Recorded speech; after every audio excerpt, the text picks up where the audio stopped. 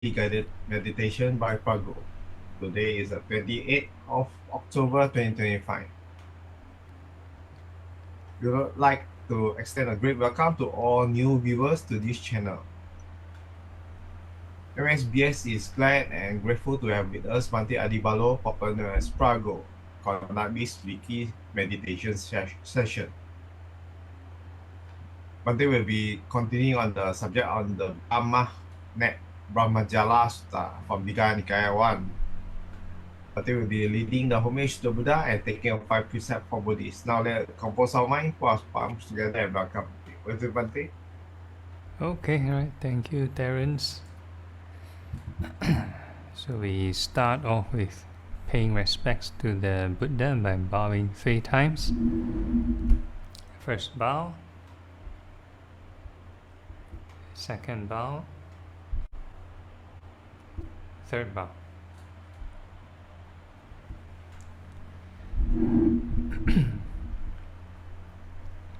And the opening chant, the homage. Namo Tassa Bhagavato Arahato Samma Sambuddhassa. Namo Tassa Bhagavato Arahato Samma Sambuddhassa. Namo Tassa Bhagavato Arahato Samma Sambuddhassa. 3 refuges.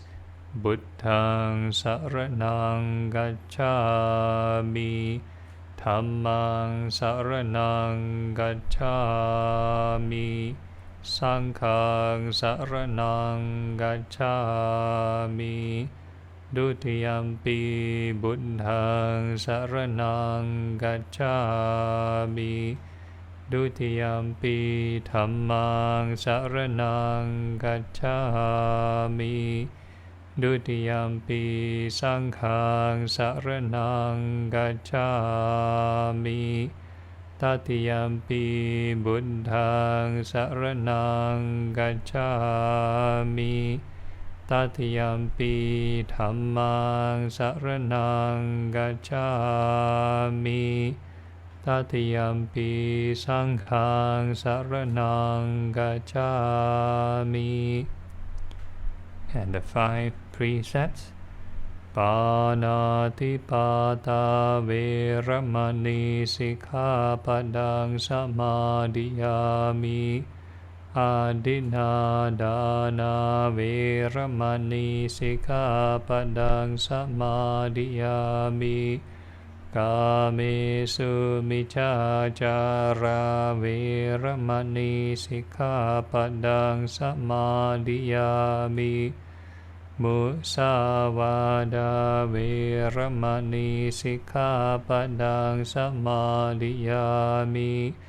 Surameraya Majjapamādāṭhāna Veramani Sikkhapadang Samadhiyami. Sadhu, sadhu, sadhu. Okay, very good evening to everyone. And tonight we will be continuing this sutta, this Brahmā Sutta, talking about the various ideological views. So we are now at this particular portion on this fortuitous arising. So there are many so-called religious ideologies, different doctrines in India. So we are covering halfway, or not even halfway, still a long way to go, partially through the whole list of different views and ideologies in ancient India. So now we are at this segment of fortuitous arising. Okay, so I'll just read through. There are monks, some contemplatives and Brahmins who are fortuitous arisingists, who proclaim a fortuitously arisen self and cosmos on 2 grounds. And with reference to what? coming from what are these honorable contemplatives and Brahmans, fortuitous arisinghists, who proclaim a fortuitous arisen self and cosmos on two grounds. Okay, next. I think we covered this last week. Okay, so the first group, there are monks called, devas called non-percipient beings. So there's a realm, no perception. So I think that should be the either the fourth jhana realm. There's a realm of deva which has no how do you call it?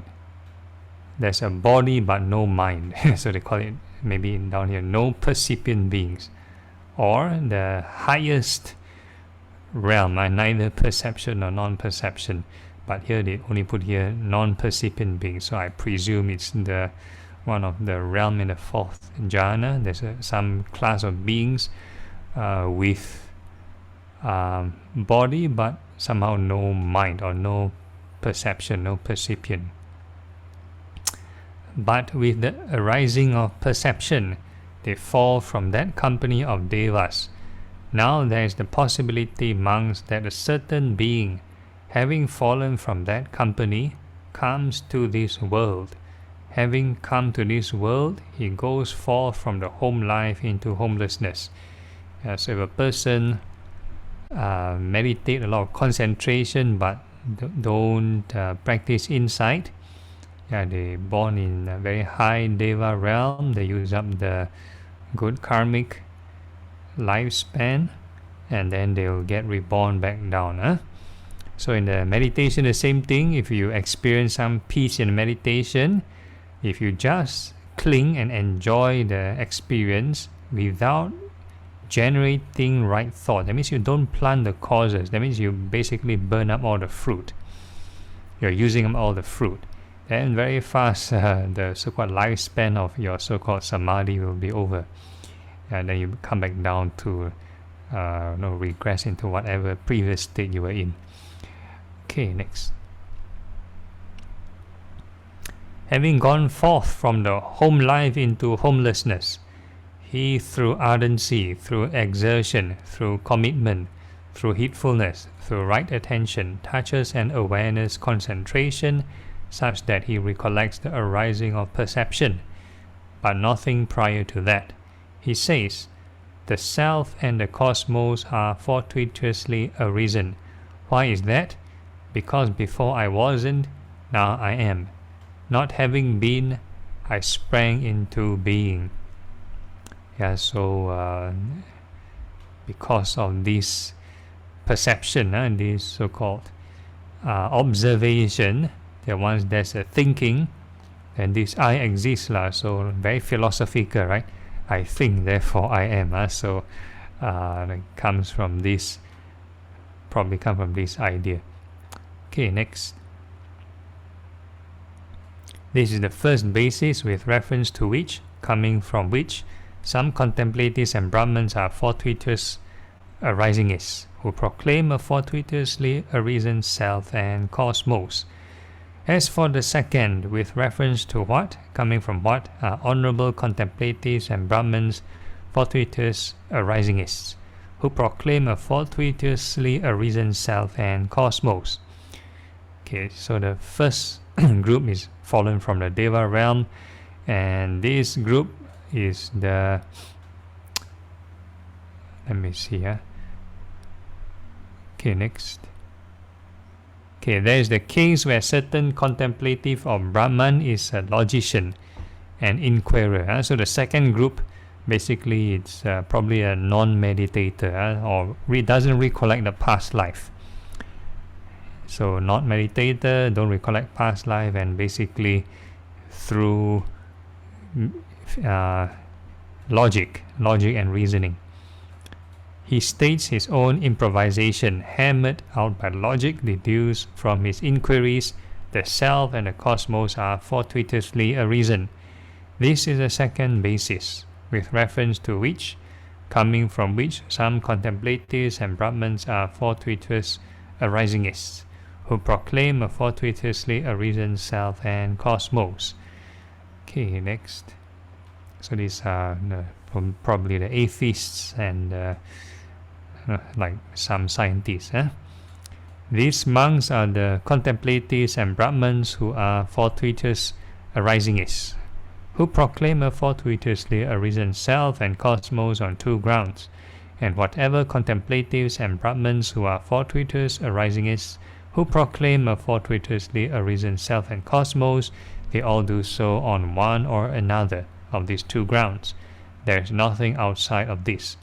So the Buddha said, whoever believes this universe or whatever thing started by chance, it's either these two groups lah.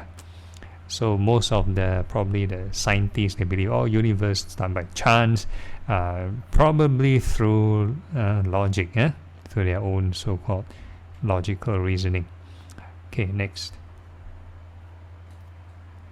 With regard to this, the Tathagata discerns that these standpoints, thus seized, thus grasped at, lead to such and such a destination, to such and such a state in the world beyond. So clinging to the belief that the world started by chance is also clinging to a view, whatever religious view, whether the world is eternal, there's eternal universe before that or whatever, it's still clinging. That the Tathagata discerns, and he discerns what is higher than that. And yet discerning that, he does not grasp at it. So the Buddha gone, so-called, has a higher Dhamma, that means not grasping to it. And as he is not grasping at it, unbinding Vibhuti is experienced right within. So the Buddha does not cling on to any views. Okay, so the Buddha also, beside this wisdom, this Nibhuti, this unbinding wisdom, he also himself have the divine eye. So the Buddha himself also see like many past lives or eons of past lives. So to him, his view probably a bit closer to the first few views, where it talks about the universe expanding and contracting many cycles, but instead of just wanting to hang around in samsara, there's this urgency to get out of samsara. Knowing as they have come to be, the origination, ending, allure and drawbacks of feelings, along with the escape from feelings, the Tathagata monks, through lack of clinging, sustenance is released. So you need to have drawbacks from the aggregates, the feelings, then you need to escape from them. Okay, next.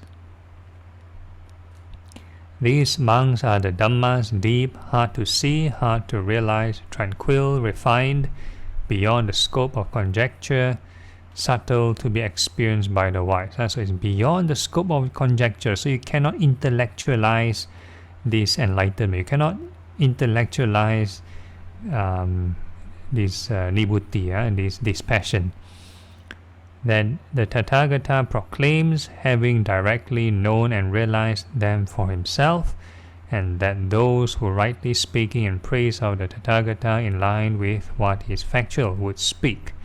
So this is, we call it the ideological praiseworthiness of the Buddha. So this sutta, the two portions to it. The first portion talks about the physical behavior, what is praiseworthy of the Buddha's physical behavior, and this whole 60 overviews talks about the praiseworthiness of the Buddha's ideological doctrines and ideas. Okay, next. So basically we ended from here. These monks are the contemplatives and Brahmins who are theorists about the past, who hold views about the past, who approve of various beliefs with reference to the past on 18 grounds. Wow, so that's this is like a summary. And whatever contemplatives and Brahmins who are theorists about the past, who hold views about the past, who approve of the various beliefs with reference to the past, they all do so on one or another of these 18 grounds. There is nothing outside of this.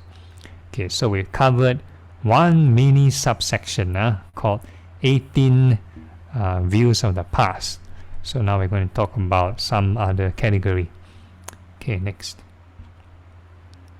With regard to this, the Tathagata discerns that these standpoints, thus sees, thus grasps at.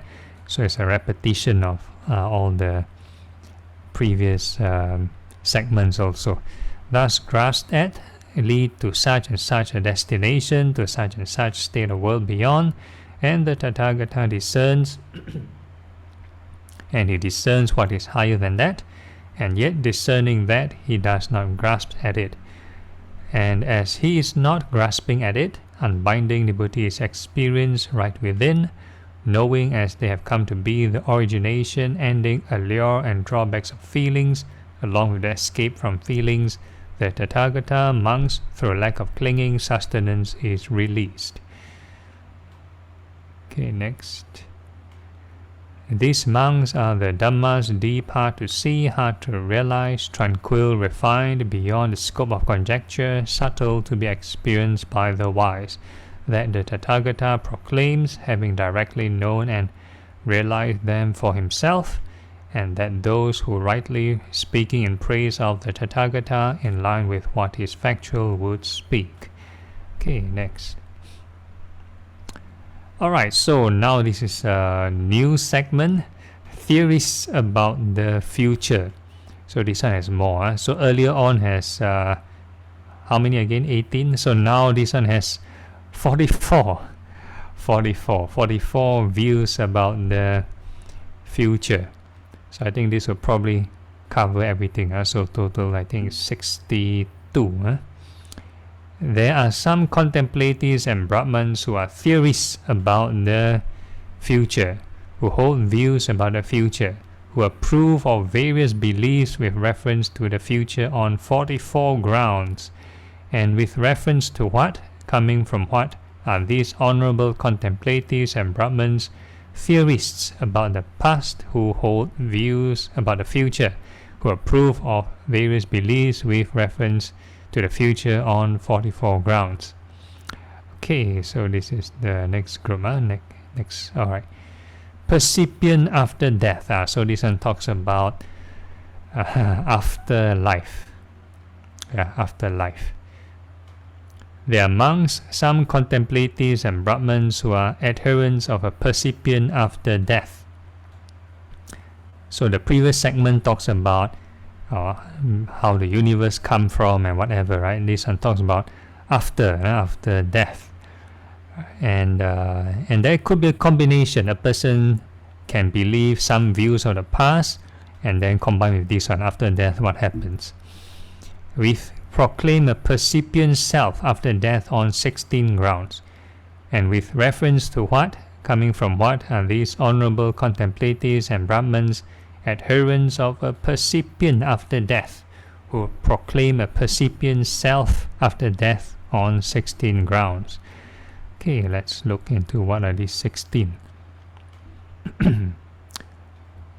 Okay, they proclaim that the self after death is undiseased, percipient, and okay, so 19 onwards means total. This first view is the 19th of the 60 overviews. Okay, so possessed of form.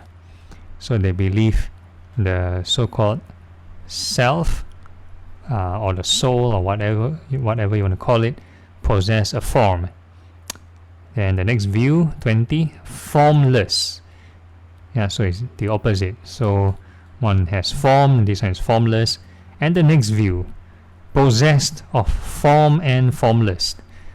So this one is mixture, combination of form and formless. Then the next view, neither possessed of form nor formless. So it's beyond form and formless. Okay, then the next view, finite.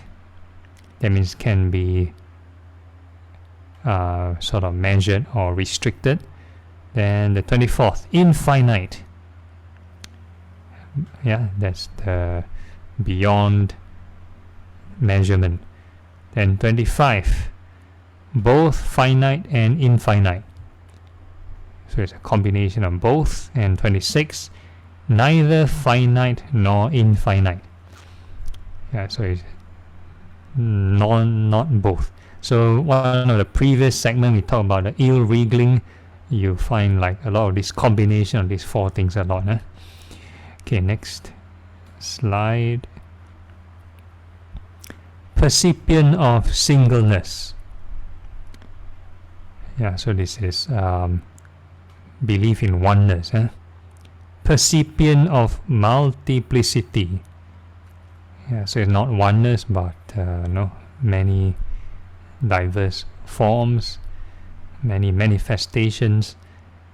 Then the next one, percipient of what is limited. And the next one, percipient of what is limitless. And the next one, exclusively pleasant. So some believe afterlife is or paradise, confirmed paradise one, exclusively pleasant. Then the next one, exclusively pain. This one is confirmed go to hell one afterlife, painful. Okay, then the next one, both pleasant and pain. Yeah, so there's both belief of heaven and hell. And 34, neither pleasant nor pain. Then this one is beyond, or none of the above. Okay, next. These monks are the contemplatives and Brahmins who are adherents of a percipient after death, who proclaim a percipient self after death on 16 grounds. And whatever contemplatives and Brahmins who are adherents of a percipient after death, who proclaim a percipient self after death, they all do so on one or another of these 16 grounds. There is nothing outside of this. So in a way, if Buddhism talks about afterlife, we kind of fit in some of the categories also. Okay, next. With regard to this, the Tathagata discerned that these standpoints, thus seized, thus grasped at, lead to such and such a destination, to such and such a state in the world beyond. Yeah, so these viewpoints, if you grasp to it, you lead to such and such a destination. So the Buddha never say which destination. So it depends on also your karma also.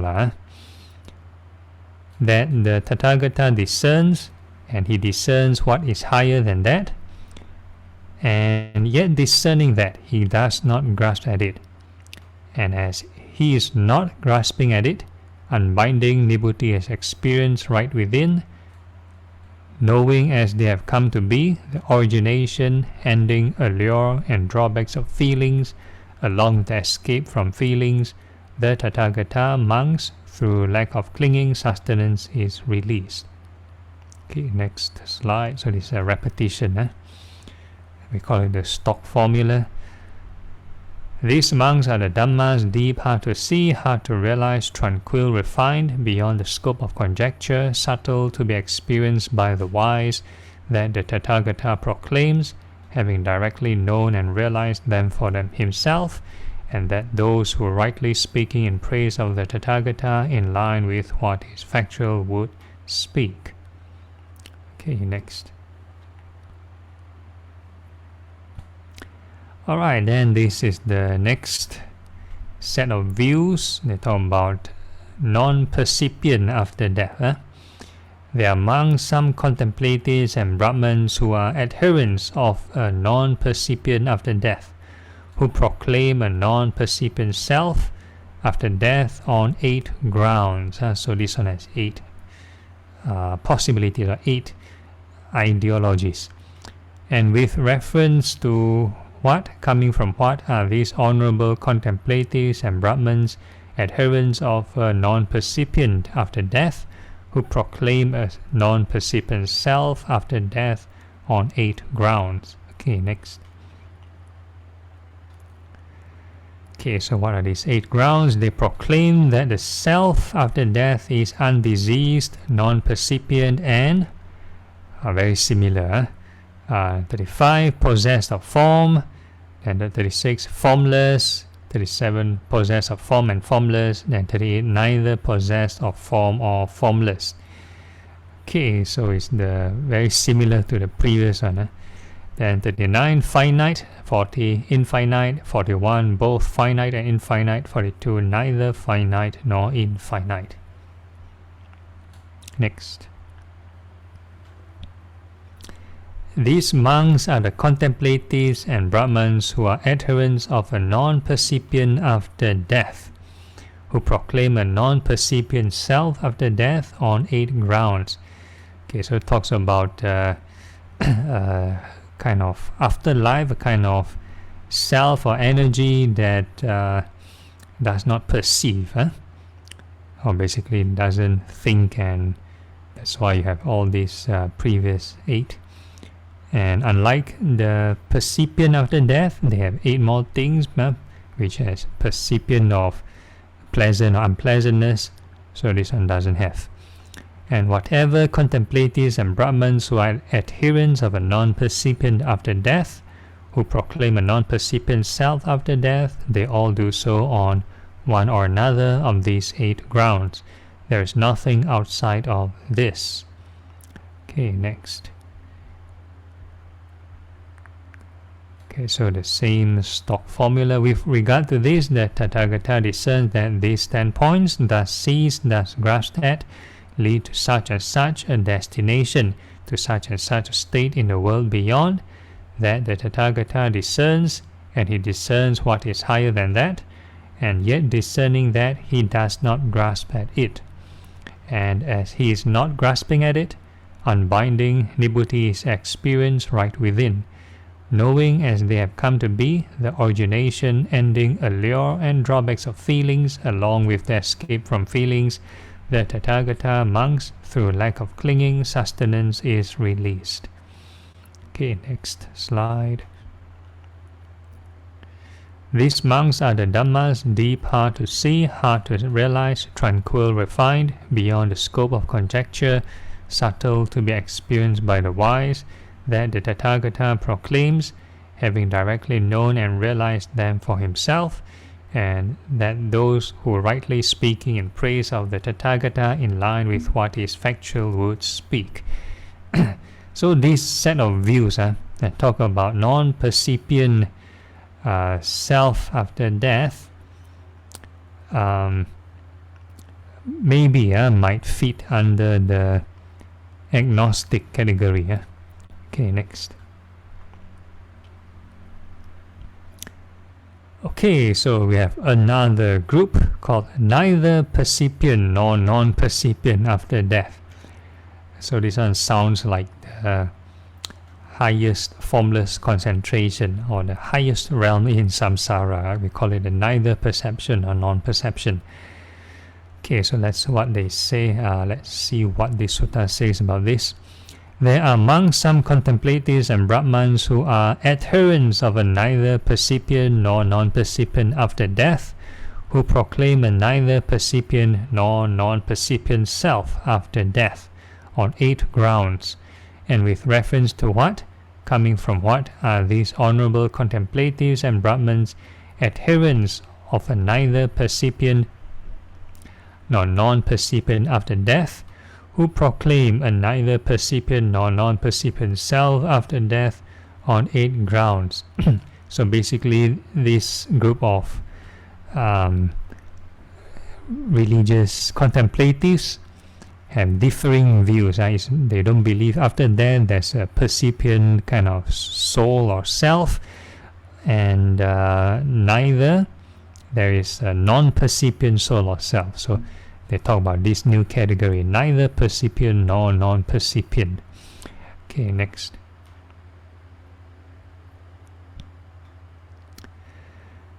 Okay, so they proclaim that the self after death is undiseased, neither percipient nor non-percipient, and 43, possessed of form, Very similar. 44, formless. 45, possessed of form and formless. Number 6, neither possessed of form nor formless. So imagine you have a combination, neither percipient nor non-percipient, neither possessed of form nor formless. So very interesting combination. Okay, then 47, finite. 48, infinite. 49, both finite and infinite. And 50, neither finite nor infinite. So imagine you have the combination of three things, neither percipient nor non-percipient, neither possessed of form nor formless, neither finite nor infinite. So you have various combination. Okay, next.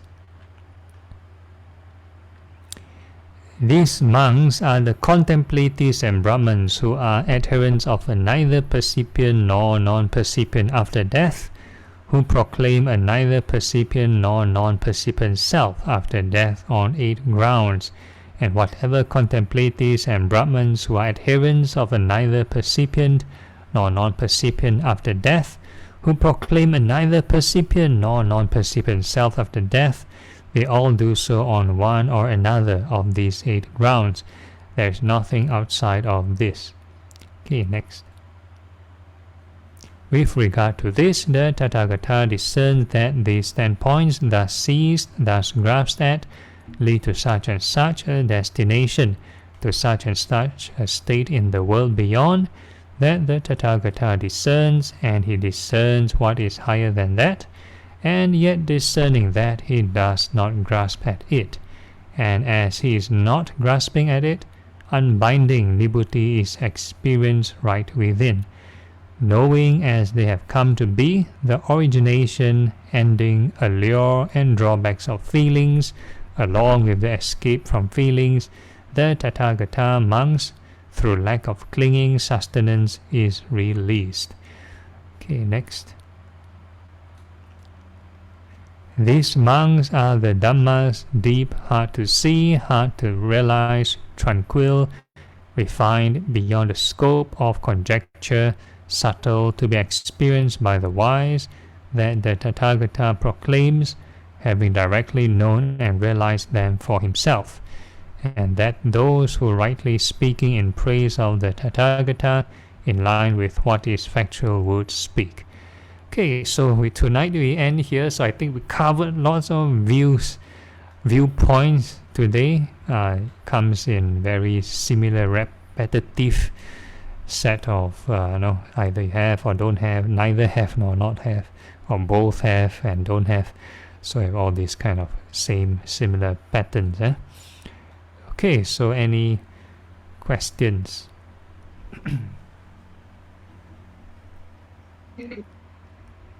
Yes, happy. Yeah. I like to ask about the one you mentioned in the first page, the Deva notice realm. So is it the Arupajana? That means the Siddhartha Gautama has ever born in that Arupajana before based on what I remember from the suttas, the Buddha mentioned he has not, based on all the past lives he's recollected, he has not been to the pure abode. So the rest of the realms he's been through. So including that realm. So he might have been in that realm before. Oh, he might have been in that realm before. So only the pure abode he has not been. Yeah, because pure abode is you step in, confirm, get enlightened. So you won't go back to the human realm. Okay, thank you. Okay, alright. Ajahn, can I ask one question, Ajahn? Okay, sure. Ajahn, just want to check with you. Although some of the contemplative or the Brahmins, right, they may have so-called wrong view or whatnot, but their karma is still considered good, right? Because they can attain the concentration and have the divine eye and to see so far away. Right? Because as far as I know, right, this is what if I'm not mistaken, this is what I heard. those who can attain all those so-called jhanas or whatever like the concentration, their past life high probability are from the Brahma, Deva, or either human.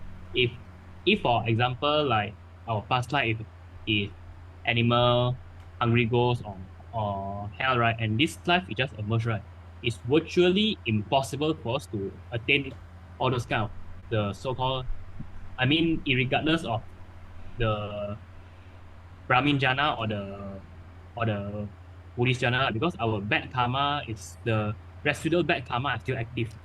This is what I heard. I'm not sure about this view. Yeah, so thanks for asking. So, some of the cases we've read through in this sutta talks about those who are past lives, they were devas or from the Brahma realm before, and then they come back as human. So probably some merit. So as I mentioned earlier, if let's say our concentration, we practice concentration meditation, if we do not upkeep, we do not maintain the right effort, and we just kind of like enjoy that peaceful state, we'll be basically using up the fruits or burning up the fruits. Because we never plant the seeds again, we do not repeatedly plant the seeds, so the fruits we use up, then the mind will kind of revert back to the previous state, which is the normal, the sensual plane. Yeah. So with regard to your question earlier about if let's say somebody, their past life is the lower realm, if this lifetime they are born as a human and they kind of with the right conditions, maybe they learn from a teacher or they practice hard, it's still possible to reach states of concentration, because in the human realm that's the most ideal state to cultivate, to practice the spiritual path. You see, but it's still harder compared to those from the Deva realm, Brahma realm, or in the past. I would say it depends, because if the heavenly realm, if they are too engrossed in their enjoyment, they might not pursue the spiritual path also. So that means the celestial realm, so-called good karma, and their so-called, I mean in Chinese we call 习气, English I'm not sure what you call that. The habitual tendencies, yeah. So they come down, so they still carried the habitual tendency as a human, even though if they're born from celestial realm. Am I right to say that? They might carry some of the past habitual karmas, yeah. I see. So it's not totally true that say, if my past life that I'm animal, hell, or hungry ghost, so when I emerge as a human in this life, or I very hard to gain all the so-called the fruits or the path and fruit all those kind of things. So it's not necessarily true, right? Like one example would be this Venerable Moggallana, the left-hand disciple of the Buddha. He's an Arahant also, but in the past life, because he have harmed his parents before, so he was reborn in hell. Yeah. Okay. So thanks. So samsara is snakes and ladder, up and down. I see. So you have based on your given condition, you just make use the best of whatever you have and just work on it lah. Okay, understand. Okay, thank you, Sadhu. Okay, all right. Any other questions? Okay, if there's no questions, then we go for a 5-minute break and see you all later for the guided meditation.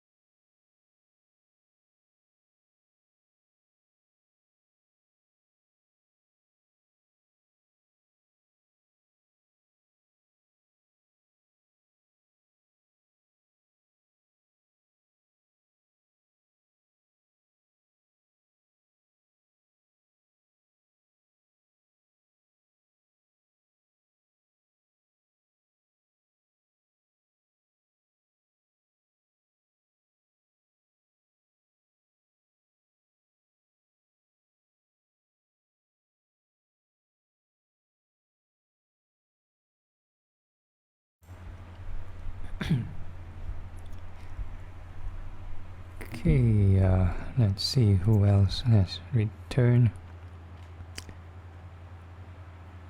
One question. Okay, yes, happy or something.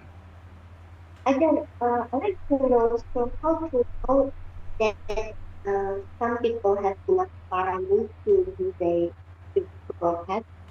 Is it like it's naturally conditioned that how it needs to act? Your sound is breaking. I only hear parami, and what is the question again? How someone know that they have enough parami and they go spiritual path? Because what I believe is like becoming a monk also need to have enough parami. So like once more. Okay, so again the question was, did the sound disappear when you asked the question? What's the word you used? The parami to recollect what? How Or you want to someone knows? type out the word better?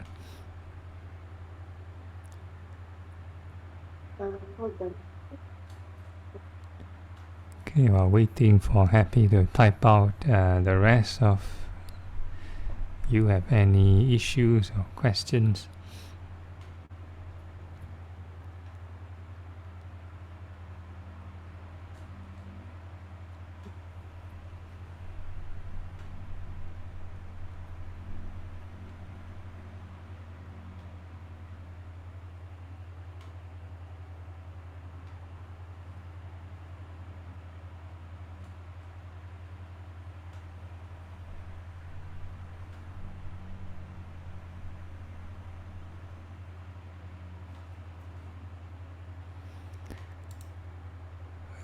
Okay, how they know? Basically, it's interest lah. If they have no interest in improving themselves to be a purer person, then they probably don't have the parami lah. Or if they don't even think about parami in the first place, then yeah, then that's it lah. Is there any other also? Okay, so in the suttas, at least in the main Nikaya, there's not much mention about parami, so I would equate that to merits. Merits. So I would believe, yes, having merits in the past is important. As mentioned in the Mangala Sutta, you need some merits to meet the right spiritual friends or mentors, to be in a good environment. So yes, it's important. So that could be like, does it mean like or The sound is breaking up. okay.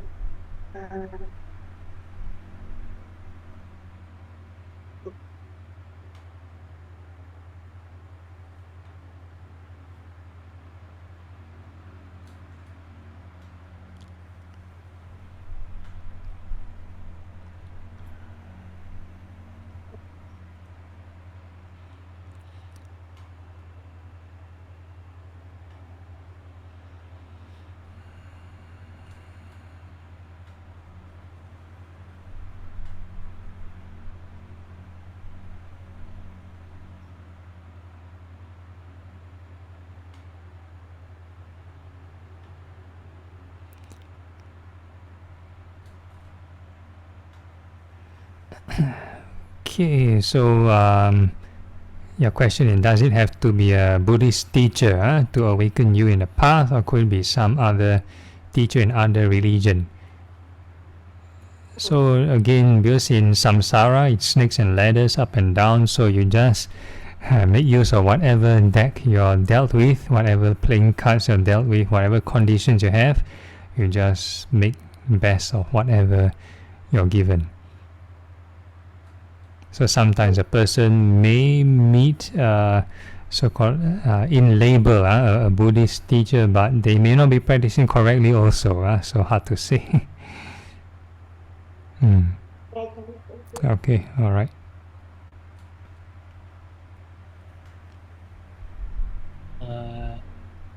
Hello. Yes. Sorry.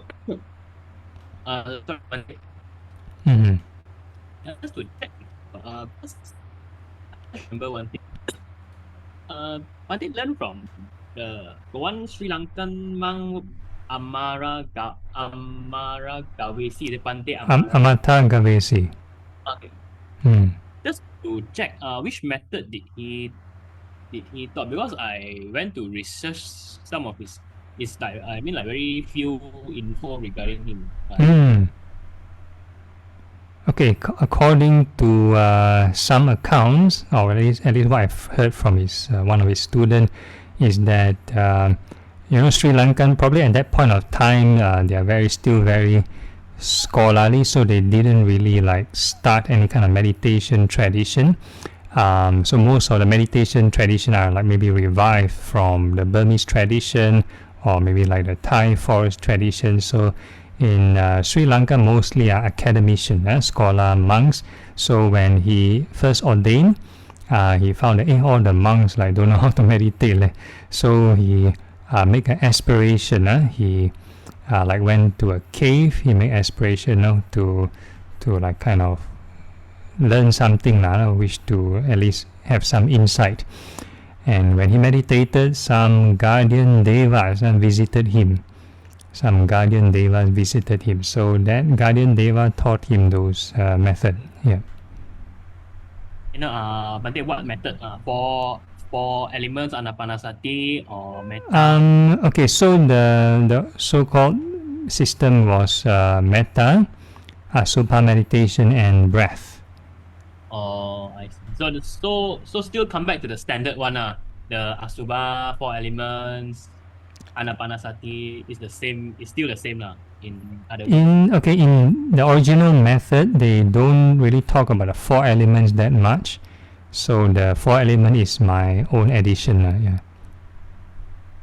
Okay. So Bante Mahinda is metta, right? Because Bante learned from Bante Mahinda as well, right?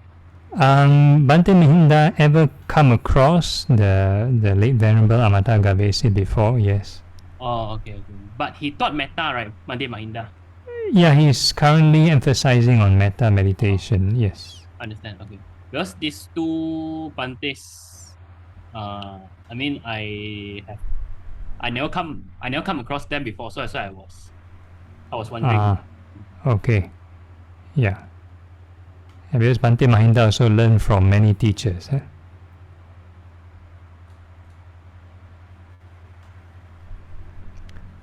Okay, yeah, so I hope that answers. Okay, so if there's no questions, we can start the guided meditation. So we mute ourselves, find a comfortable sitting posture. Make sure our back is upright and the rest of the body relaxed.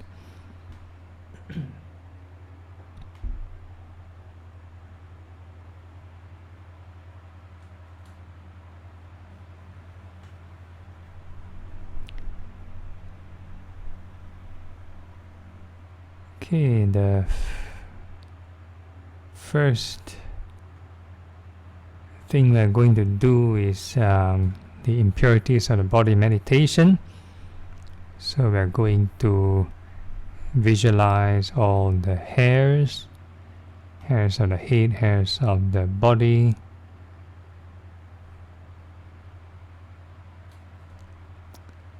and we are going to wish it well and happy.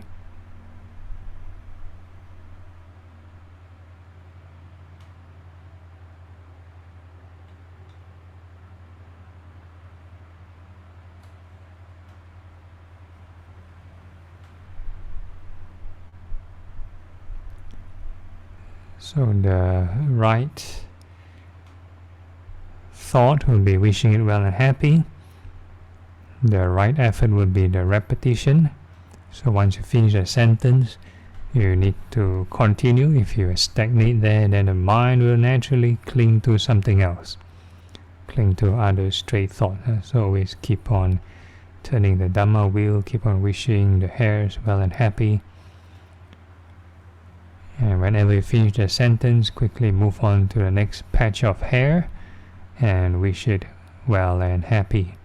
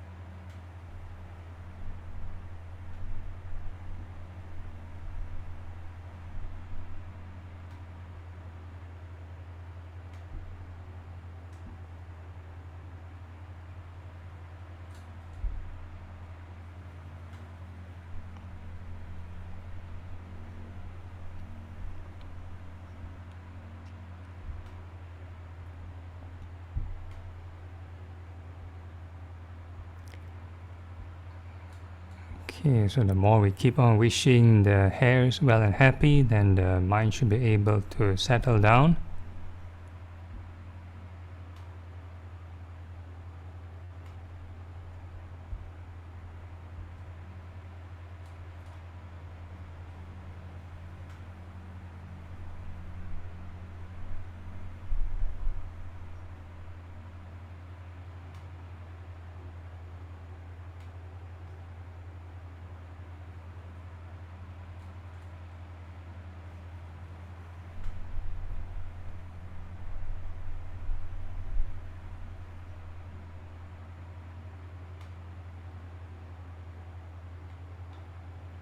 And once the mind is relatively calm, then, or you find that it cannot settle any further, then that would be your neutral baseline state.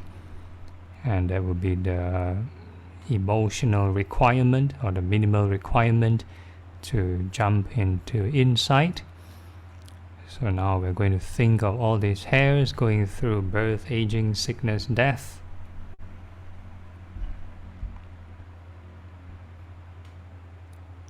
And as we keep looping the image of the hairs growing and falling, we need to keep on reciting birth, aging, sickness, death. So make sure the image synchronizes with the words. Don't have to prolong the story, don't have to over dramatize, just hairs growing and falling.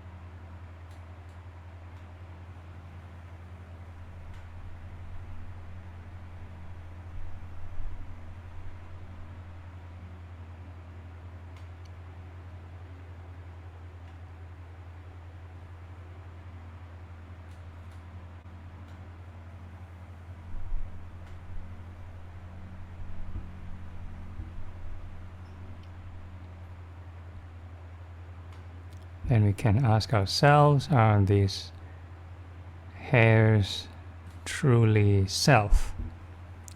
Can we tell the hairs not to go through birth and death? So instead of jumping to the samatha phase, we are now thinking of the impermanence of the nails, fingernails and toenails, and we also think of them going through birth, aging, sickness, death, and we keep on looping or continue the momentum, looping through the birth and death process, and mentally keep reciting birth, aging, sickness, death.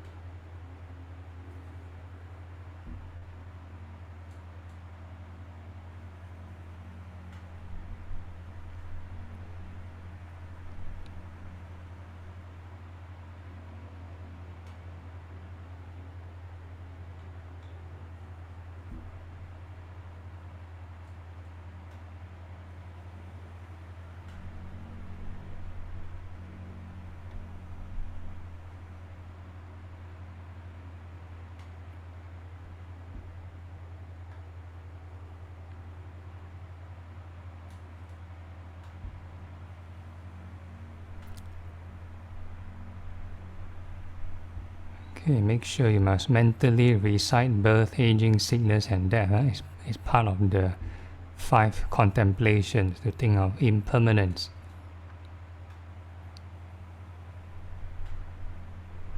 Once you don't generate the right thought, then the mind will cling to the wrong thoughts.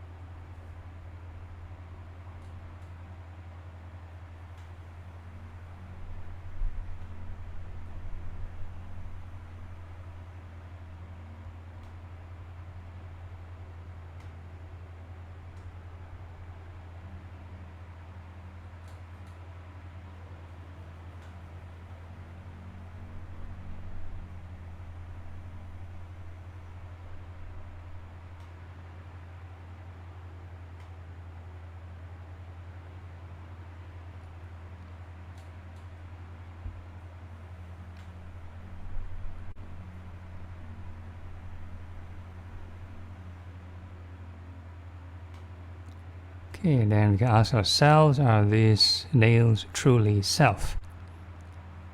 Can we tell the nails not to go through birth and death? So the next part of the body, we can think of the teeth Also the Vipassana phase, all the teeth go through birth, aging, sickness, death. And we think of the teeth growing and falling, many cycles.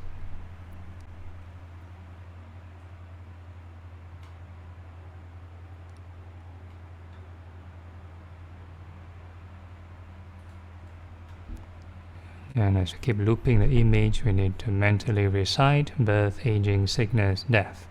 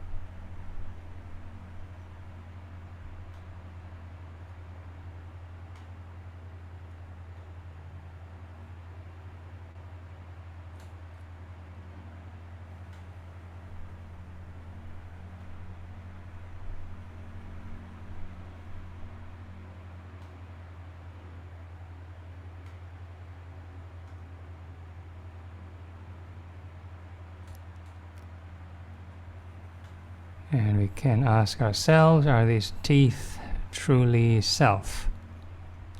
Can we tell the teeth not to go through birth and death? So the next part of the body, we can think of the skin. So the skin, also Vipassana phase, go through birth, aging, sickness, death. And as we keep looping this image, we need to mentally recite birth, aging, sickness, death.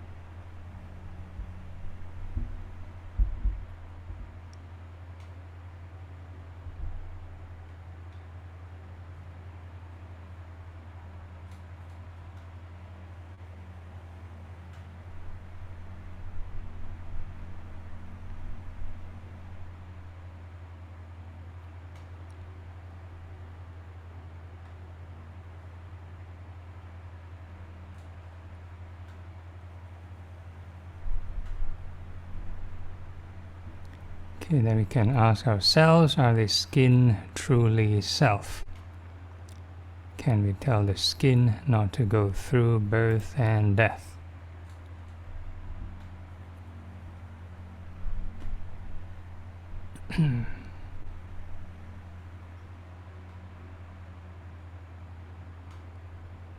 Okay, then the next phase of the meditation, we are going to familiarize ourselves with the 4 element sensations. So don't have to visualize anything anymore. Huh? So the tendency of visualization, a bit hard to enter jhanic concentration because the mind is engaged with certain level of storytelling. So we try not to visualize anything. So we back down to the elements, earth, fire, wind, water elements. So earth represents any hard or soft sensations, fire is hot and cold, wind is fast, slow movements, and water is the moist or dry sensations.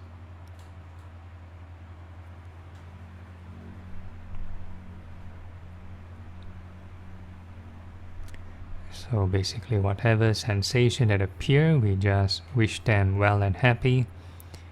Don't have to purposely control or purposely generate the sensations. Let it appear naturally by themselves. They can appear anywhere, any part of the body. We just need to intentionally wish it well and happy.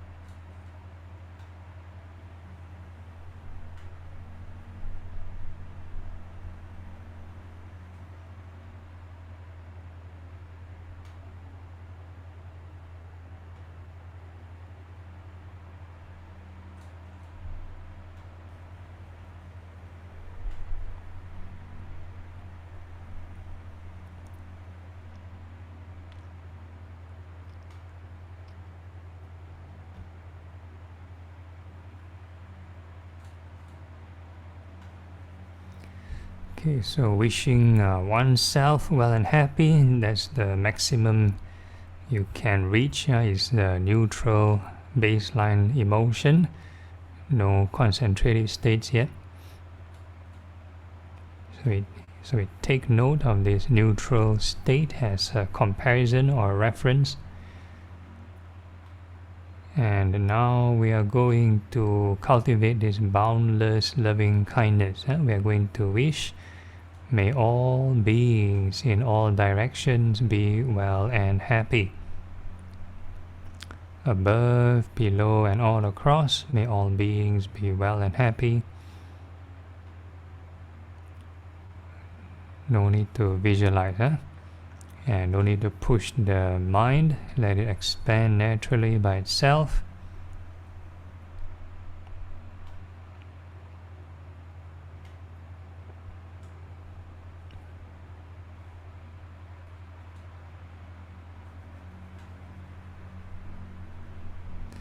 And in that widened area of attention, we are going to perceive all beings as the 4 elements, the basic lowest common denominator, and the whole universe is made of the 4 elements. So whatever sensation that appear, we are going to wish, may all beings be well and happy.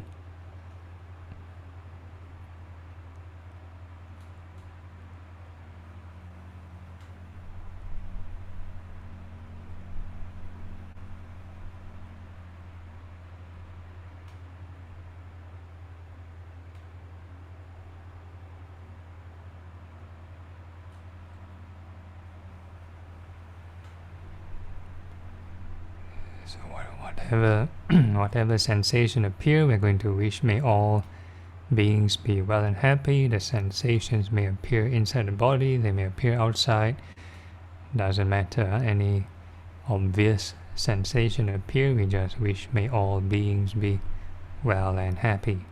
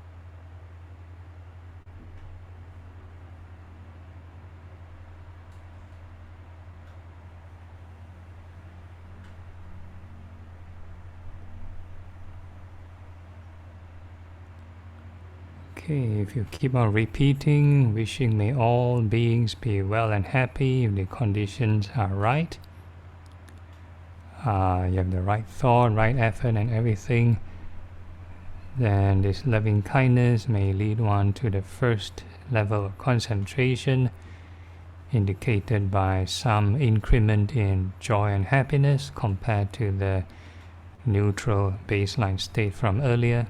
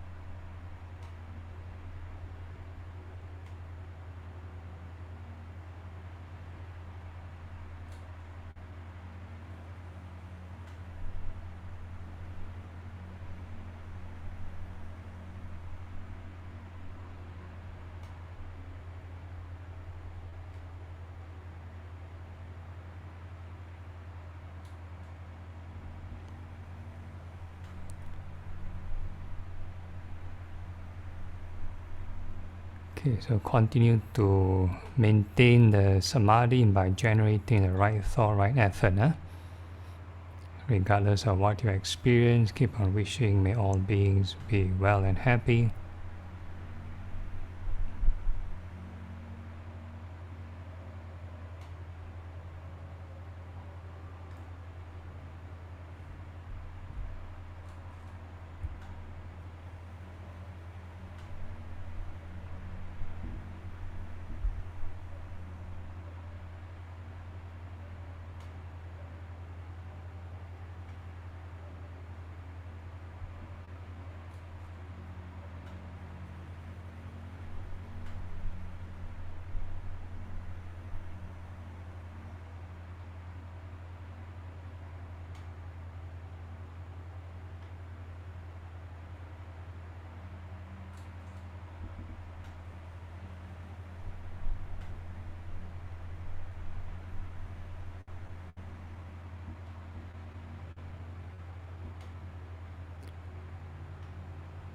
Okay, and now we can think of the insight portion. We can reflect how to cultivate a more undetached, a more detached kind of loving kindness. So we're going to recite, mentally recite rising and passing for every sensation.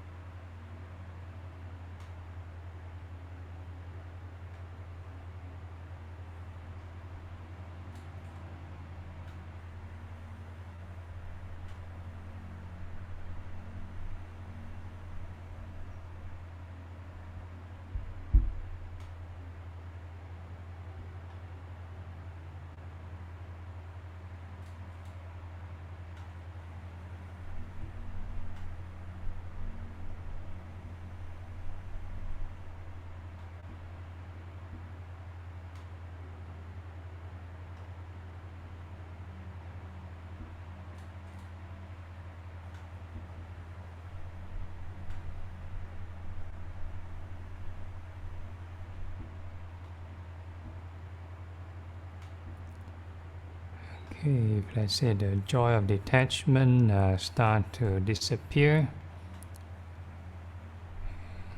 and one may experience this equanimity, no joy, no happiness. And if it's neutral but refreshing or alert kind of experience, means you're on the right track.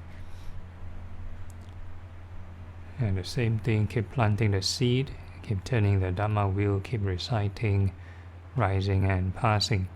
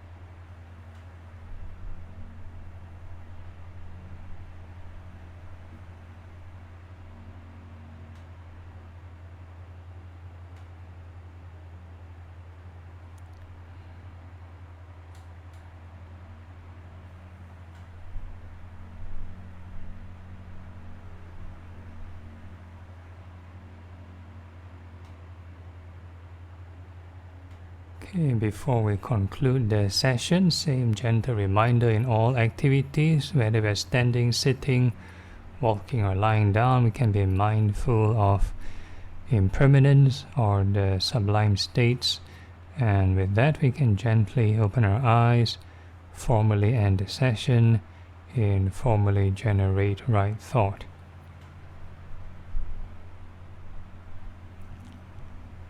Okay, any issues or problems?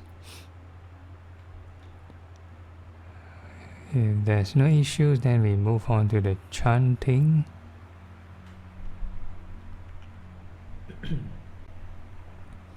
Okay, Anumodana. Akasatha ca Bhumata Devanaga Mahidika Punyang tang anumoditva cirang rakantu loka sasanang etavata ca amhehi sampadang punya sampadang sabbe deva sabbe bhuta sabbe satta anumodantu sabba sampati siddhiya. dedication of marriage to departed. Idang me nyatinang hotu sukita hontu nyatayo. Idang me nyatinang hotu sukita hontu nyatayo. Idang me nyatinang hotu sukita hontu nyatayo. Aspiration. Imina punya kamena mame bala samagamo. Satak samagamo hotu yavani bana patiya. Sadhu, sadhu, sadhu. Okay, and we bow 3 times to the Buddha. First bow. Second bow. Third bow. Okay, any announcements from Terence? Okay, so next week will be the first week of the month, so no live streaming, so it's just a closed door Zoom session.